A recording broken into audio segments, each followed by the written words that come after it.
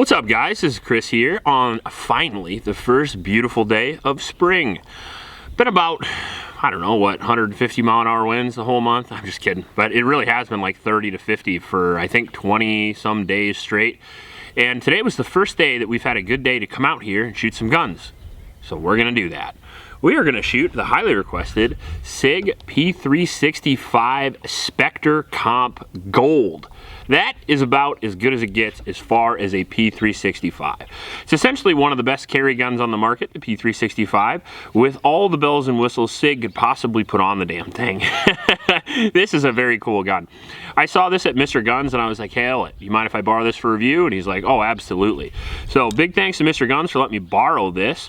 I already have a little bit of practice with the 365 for sure. I have a couple thousand on reviews, the XL and the standard, and the standard is occasionally a carry gun of mine.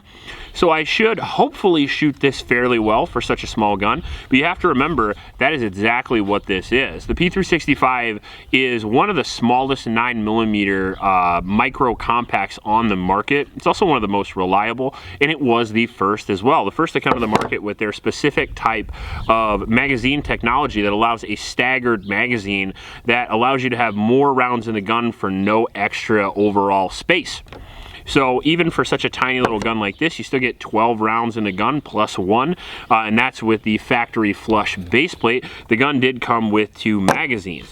The 365 in and of itself is a double stack polymer frame striker fired pistol with a pretty reliable track record overall, especially now that it's been out for a few years. It's also the highest sold pistol on the market.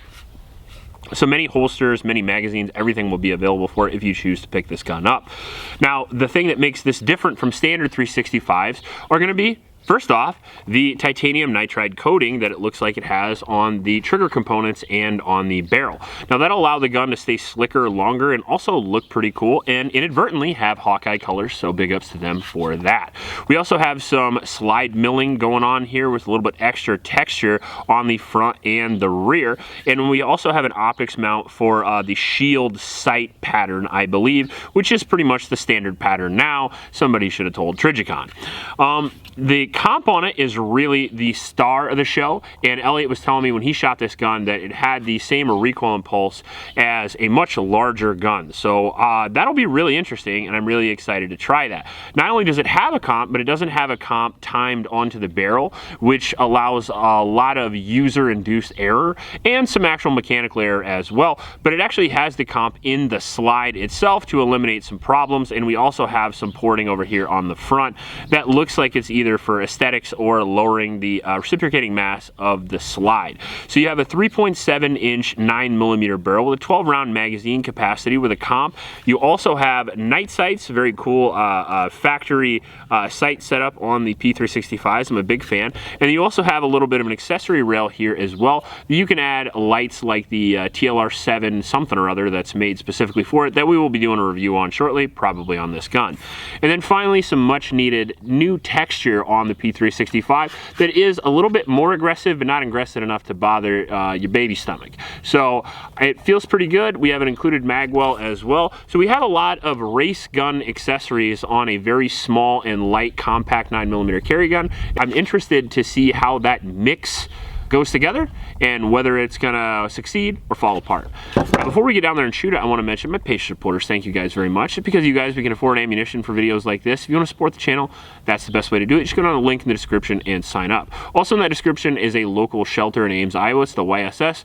I'd really appreciate it if you would go down there and donate a little bit of cash to those kids. They could really use your help. And finally, I want to mention the sponsor of this video, the Sonoran Desert Institute. They've been a sponsor of the channel now for the last couple of months, and I really appreciate it. It's a sponsor that I really believe in. If you're interested in a career in gunsmithing or anything related to firearms, the Sonoran Desert Institute has you covered. You can take classes from anywhere from machining to gunsmithing. You just go over there and check them out. Were you just talking shit to a bird? I was. It was that fucking robin that keeps banging on our window. We came home from Utah and I thought the damn house was haunted. And I went downstairs and I thought there was like, I don't know, a raccoon or a rat or something because we live out in the country. And I couldn't find anything. And the next morning I went to go work out and there was a robin pecking the window over and over and over again. And he's been doing it for like the last 4 days. And I love robins, but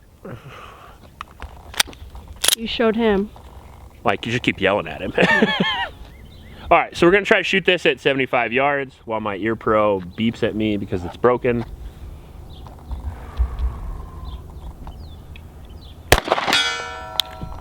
End of video.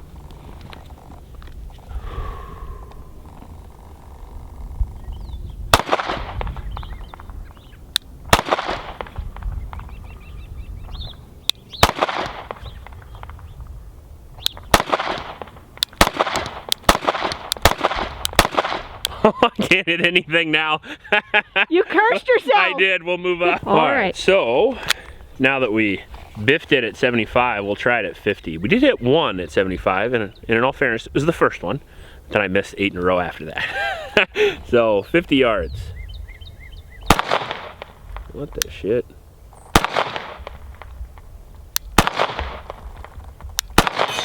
Oh, of course, because it's SIG, we're gonna be shooting left. I don't know if it's trigger control or curse of the SIG.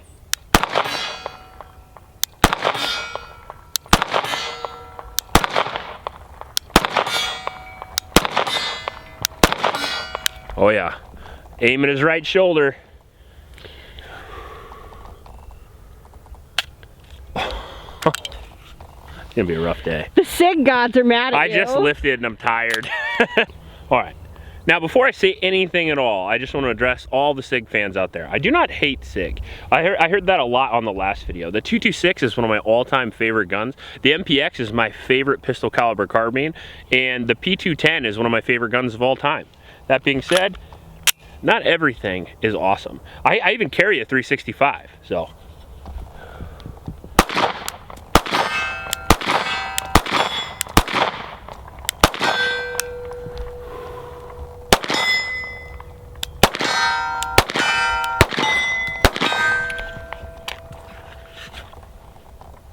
Yards and in, it's good, and that's what it's designed for. Let's be honest about that. It's got a sight radius, you know, that's like incredibly narrow because the sight is before the comp, so it's got the same sight radius as the P365. Now you could easily defeat that by putting a dot on it, and I would immediately improve my accuracy since I shoot a lot with dots, but I am capable of shooting iron sights out to at least 100 yards, and I did it the other day. Just apparently not with this gun.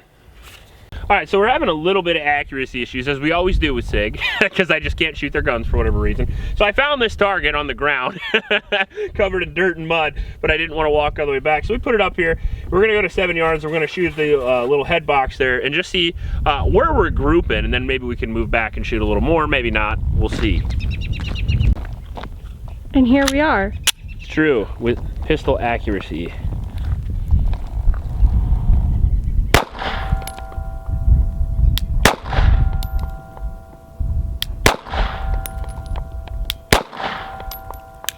All right, so what's happening is the gun is so small, that's what I figured. The gun is so small that my big ass fingers are snatching the trigger to the left.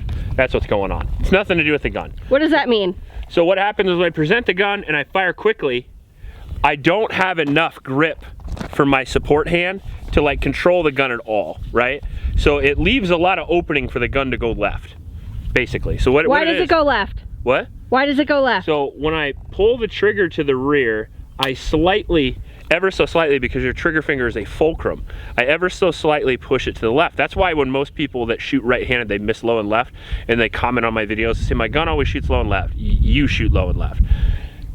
But if you do that, you can often control that in two ways. One, kind of worm your trigger finger down and defeat that with your trigger finger, or two, add a little bit more left hand, add a little bit more grip, keep the gun or firm in your hand. And it's hard to do that with little guns, which is why it's harder to be accurate with little guns, because they're less ergonomic. Little guns are awesome to carry and really hard to shoot. But like Clint Smith said, if you're carrying a gun, the gun can never be small enough. If you're shooting the gun, it can never be big enough. It's just a compromise. So overall, once I fix the issue, as you can see my group down here. Let's look at it. This was the first shot. This is when I realized what I was doing. I tightened my grip, started worming the trigger finger, and those are my 3 shots afterward. So the reality is the gun is shooting great. I just am sucking. You just have huge hands. Yeah, well, it is what it is. Hey, there's worse things than having big hands, right? Okay. All right, let's see if she'll work in concealed carry / bad breath distance.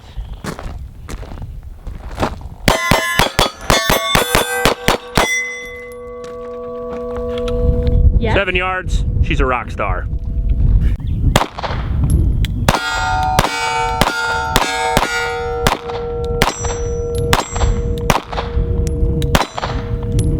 All right, what do you think? First mag.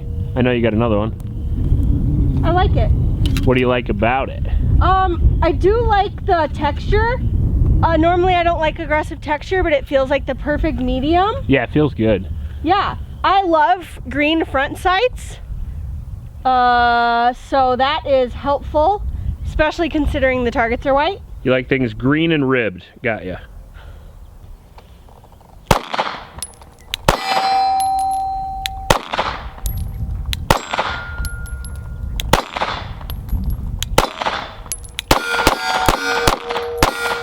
Good recoil control. That comp works when you move fast. That's one thing I didn't notice about it until I started shooting it fast, was how good the comp really was.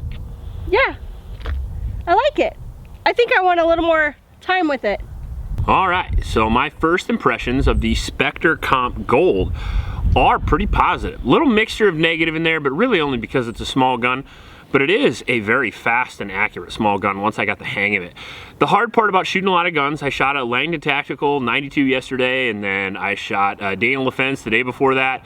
And you just have to get used to a lot of batteries of arms. Beretta 92 is not the same battery of arms as a P365, and it's not even close to the same grip. So I was using kind of the same trigger pull, and that didn't work for me right at the start. That being said, went and printed on paper, figured it out, and then we shot a lot better. No malfunctions in the P365, I expected that. The comp, I didn't notice shooting slow fire, I have to admit, but I certainly did notice when I started shooting quicker that the gun was much more flat shooting and a lot less snappy than my standard P365. Do you think the same or no? Yeah, I think slow it felt snappy, but once I was going a little faster, it kind of leveled out. Yeah, I think that's how comps kind of work anyway, you know. I liked it. Are the upgrades in the double price tag worth it though? I mean, $1,200 for this versus $500 to $600 for a standard P365. If I was on a tight budget, absolutely not. If I had a couple 365s, I was looking for something new, something fun, and I wanted the best performance on my 365, yeah, I think it's worth it. Now, there are some downsides to a comp gun that I did notice immediately. It is louder. And if you were to be shooting that indoors without ear pro, you would certainly notice that. Comps are notorious for stuff like that. They're notorious for a little bit of back pressure. If you're shooting in certain shooting positions, like for example, if you're shooting from retention and the barrel is directly under your face, you might notice a little bit more than you would otherwise. Is it going to be lethal or irritating even? Not really. I've seen a lot of people over embellish how badly a comp is actually going to affect you and the people around you. That being said, it is going to be a little bit louder and a little bit more pressure than people are accustomed to. It's still a 9mm after all. Does it level out the gun though? Yes, it does. Does the gold trigger make the gun any more accurate? Nope. Not even remotely. It felt like a P365 to me. I know they slicked up the trigger controls and all that, but I didn't feel that at all. The thing that I did like about it though was the new texture. I was a big fan of that. I mean, you figure a good custom stipple job is somewhere in the area of $100 to $300 depending on who you have do it. Talon grips, you can put them on there. Are they permanent? No. You could put silicone carbide on there. Is that a little bit too rough for carry? Probably. So is this the best way to go for me? Yeah. I mean, you get a stipple job and you don't ruin the resale value of the gun, and you don't have to do it yourself. That's really nice. If you add the comp and the stipple job together, you're probably at about $400 or so.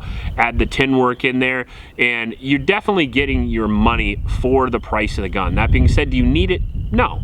But if you want it, yeah, it's a good upgrade in my opinion. It shot a little bit faster in close range, same accuracy, but if we put a dot on it, it might have changed.